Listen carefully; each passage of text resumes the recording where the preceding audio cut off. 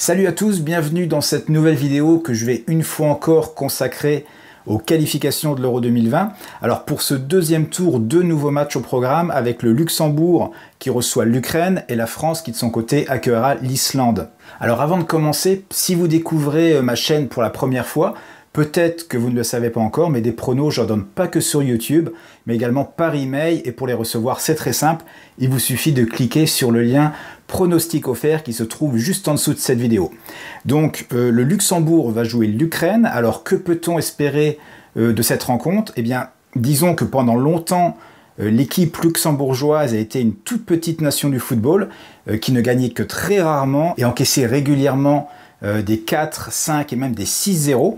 Mais depuis 2017, les choses ont complètement changé et c'est pas peu dire puisque lors des 19 derniers matchs, le Luxembourg n'a enregistré que 5 défaites alors que lors des 19 matchs précédents, il en avait compté pas moins de 14.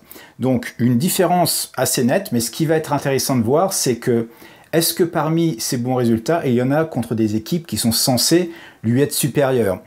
Eh bien oui, en fait, on peut notamment noter des victoires contre la Hongrie, la Biélorussie ou encore l'Albanie, mais aussi des matchs nuls contre le Sénégal, la Bulgarie, et puis le plus célèbre d'entre eux, on s'en souvient tous, c'était contre les Bleus en France, où les Luxembourgeois avaient réussi l'exploit d'arracher le 0-0. Bon là, ils vont affronter un gros morceau, puisque c'est quand même l'Ukraine qui vient d'aller chercher le match nul au Portugal, qui n'a perdu que 3 fois lors de ses 17 derniers matchs, avec notamment des victoires contre l'Albanie, le Japon, la Turquie ou encore la Finlande.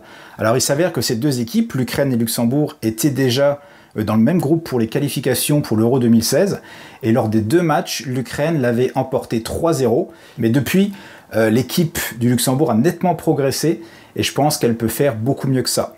Alors je dis pas forcément aller chercher la victoire, mais concéder une petite défaite 1-0, voire aller chercher un match nul, je pense c'est tout à fait possible. Surtout que si on regarde un peu les stats, lors de ses 18 derniers matchs à domicile, le Luxembourg n'a perdu qu'une seule fois par plus de 2 buts d'écart. Et que de l'autre côté, en 18 matchs joués à l'extérieur, l'Ukraine n'a gagné qu'une seule fois par plus de 2 buts de différence.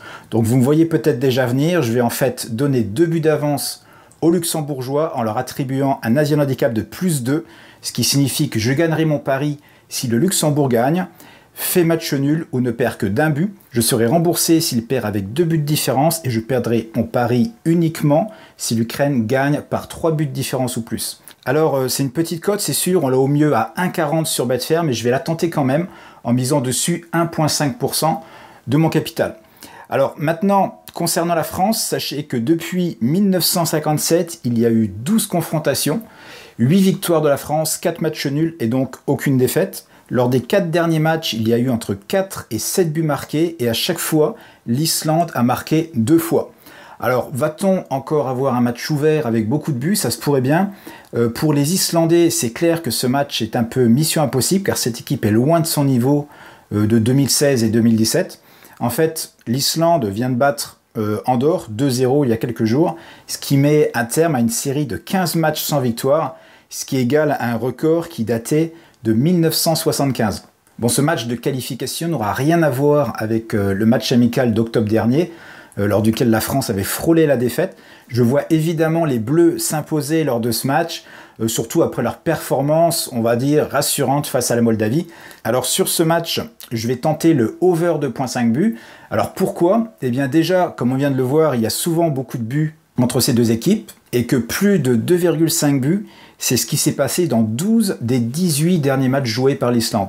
Alors la cote, je la trouve quand même pas mal, puisqu'on peut la trouver à 1,66 sur Betfair, et sur ce pari, je placerai 1,5% de mon capital. Alors au niveau des qualifications pour l'Euro, on va maintenant avoir un petit break jusque début juin, où on aura un déplacement intéressant de l'équipe de France en Turquie. Quant à moi, je vais essayer de vous faire une petite vidéo pour le week-end prochain, donc pensez à vous abonner si vous ne voulez pas la rater. Donc voilà, c'est tout pour aujourd'hui, bon pari à tous, et à très bientôt.